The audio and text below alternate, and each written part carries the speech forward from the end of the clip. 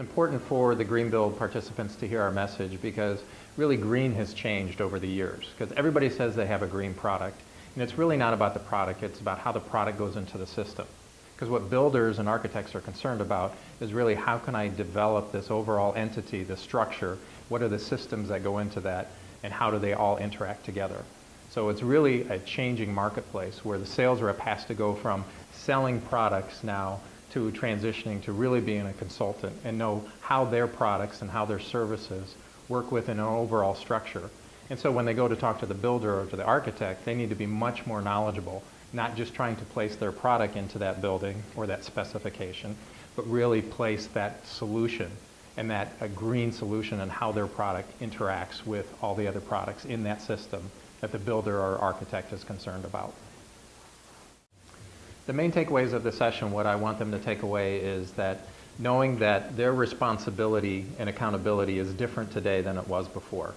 They have to come in not only knowing their product very well, but also how their product fits into the overall system. So part of it is how to sell your product as a system.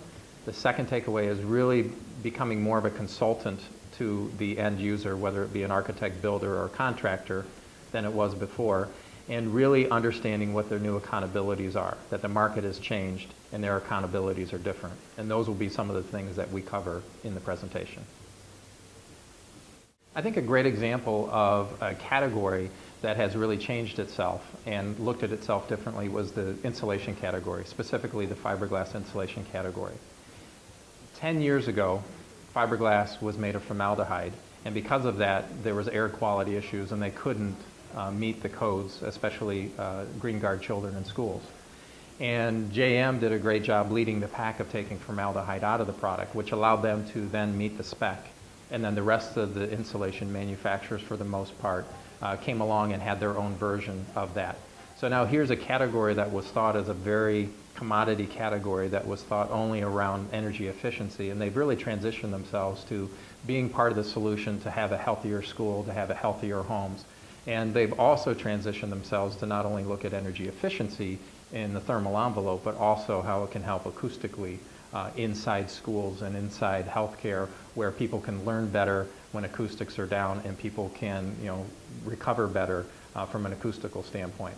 So you look at this very core commodity product that has tried to transition itself over the years.